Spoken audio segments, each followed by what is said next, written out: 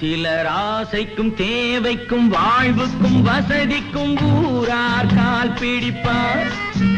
ஒரு மானமில்லை அதில் ஈனமில்லை, அவர் எப்போதும் கால் பிடிப்பார்.